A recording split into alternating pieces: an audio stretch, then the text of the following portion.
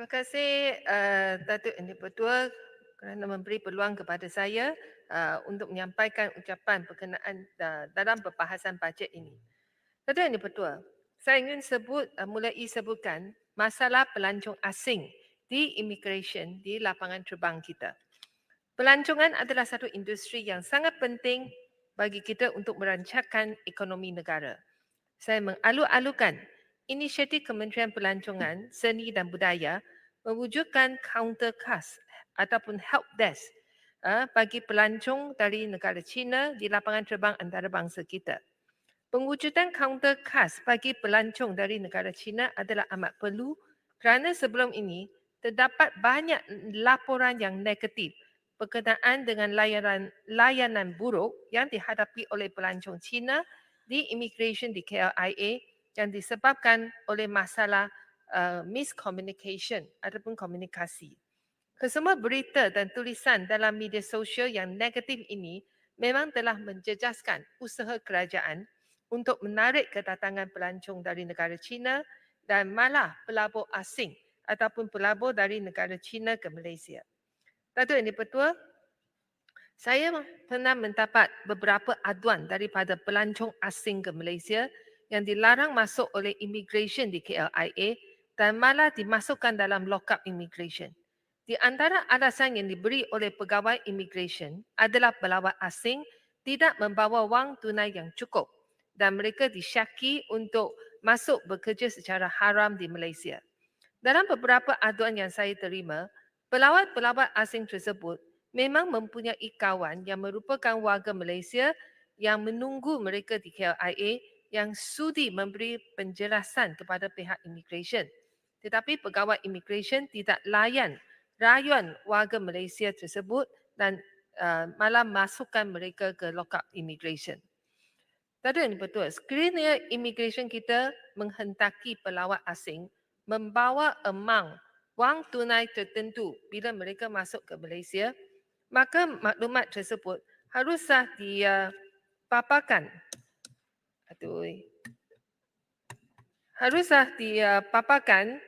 di dalam laman web immigration ataupun di laman web agensi pelancongan, ataupun kita haruslah buat macam kita semua orang tahu bila mereka naik kapal terbang yang ke Malaysia, yang mana pramugari akan membuat pengumuman bahawa dadah adalah larang di Malaysia dan siapa yang membawa dadah masuk ke Malaysia, mereka akan dikantung sampai mati.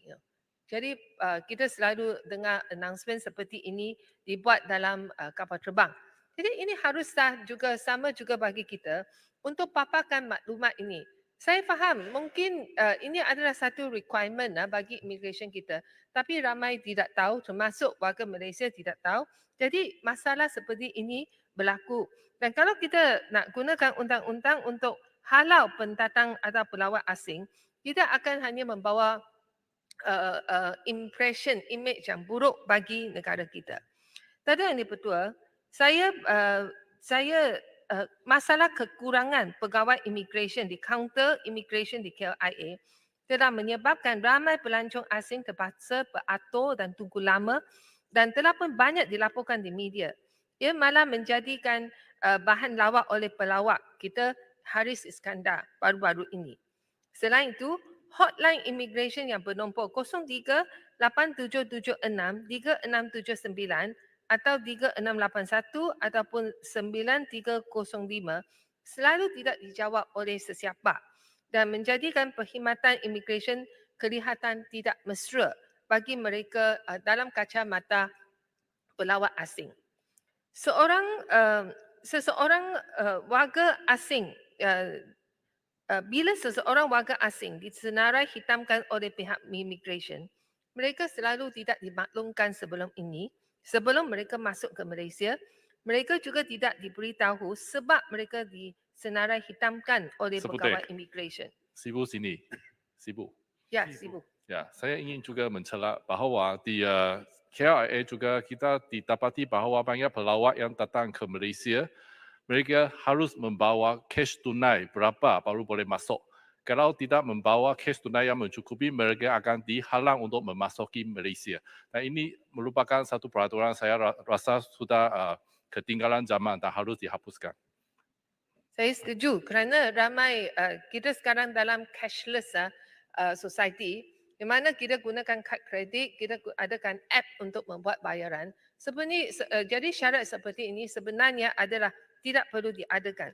Saya di sini nak teruskan yang tentang mereka yang disenarai hitamkan.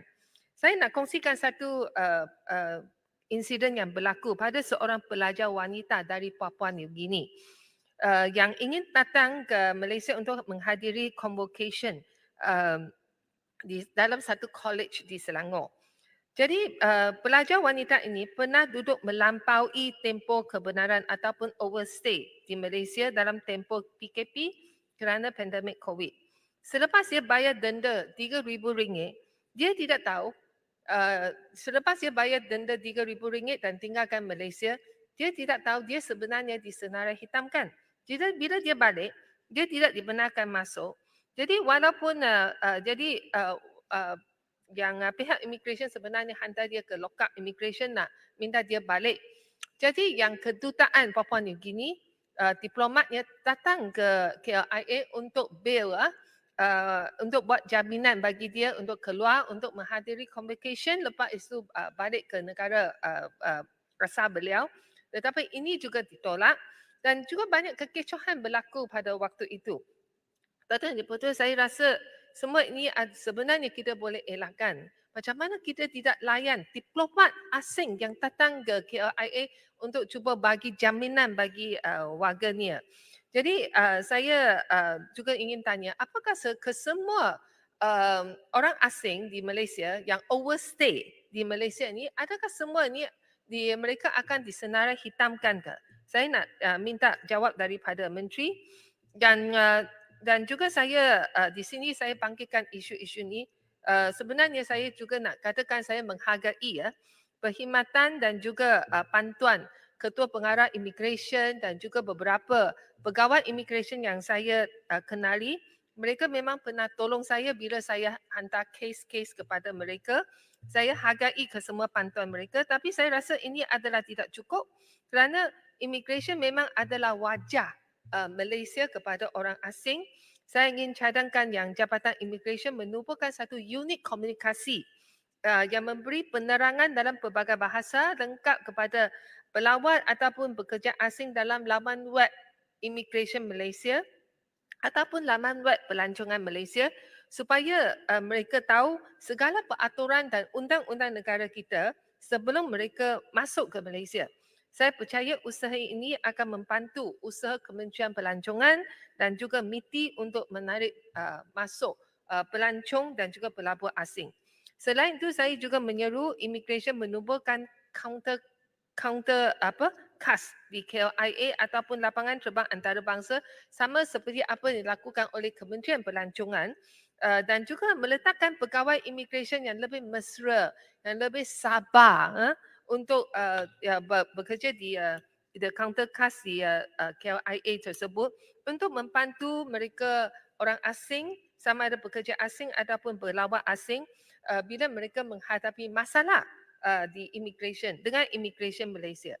Tadi yang dipertua, sini saya nak bangkitkan saya nak kata saya mengalu-alukan keputusan kerajaan untuk membenarkan pengambilan pekerja asing ke negara kita untuk mengatasi masalah kekurangan tenaga kerja di sektor perkilangan, peladangan dan juga pembantu rumah. Saya menyambut baik pengumuman Perdana Menteri tentang penghapusan agensi pekerjaan ataupun orang tengah dalam kes pengambilan pembantu rumah.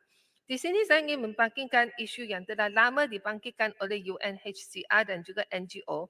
Jadi iaitu adalah membenarkan pelarian asing yang pegang kad UNHCR untuk memohon permit kerja di Malaysia. Tadi yang dipertua, saya mengikut laman web UNHCR Malaysia yang kita mempunyai 181,000 pelarian yang mencari perlindungan di Malaysia, di antaranya 85% dari Myanmar dan lain adalah dari 50 negara Islam di seluruh dunia. Jadi di sini saya nak cadangkan Kalau memandangkan kita memang perlu tenaga kerja asing dalam beberapa sektor di negara kita, kenapakah kita tidak memberi permit kerja secara sementara kepada pelarian-pelarian ini?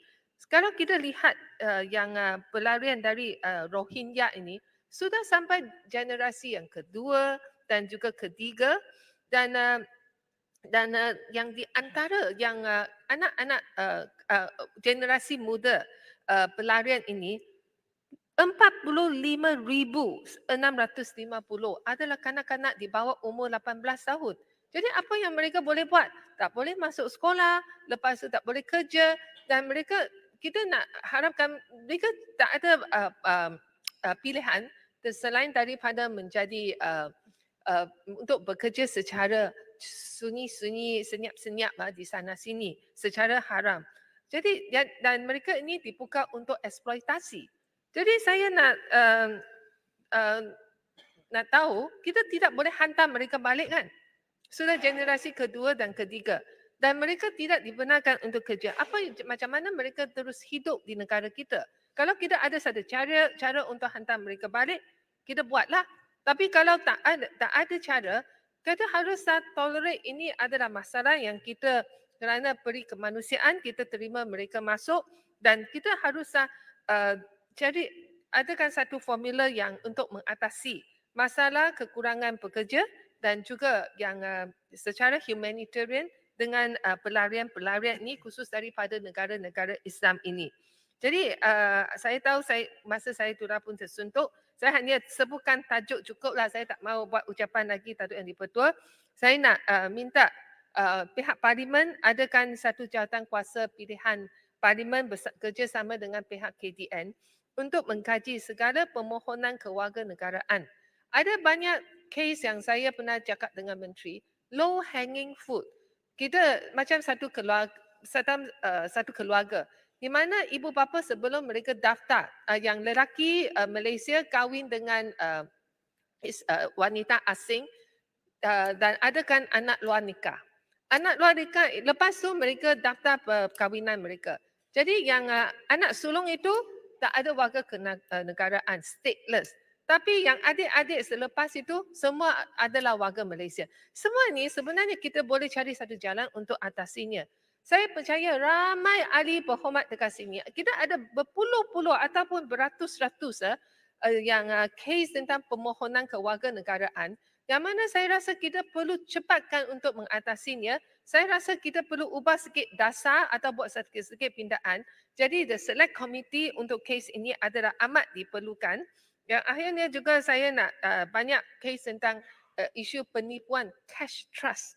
Yang mana yang ramai pelabur ini dapat dikatakan dapat pulangan yang tinggi bila mereka labur dalam beberapa dana yang dipaparkan oleh syarikat besar. Tapi sebenarnya semua ini tidak mendapat kelulusan daripada bank negara. Jadi bila mereka rasa ditipu, mereka tak tahu mereka perlu buat laporan polis ataupun SPRM atau pergi ke bank negara. Jadi ada kekeliruan. Semua agensi kata mereka ada hak tapi ada hak tertentu.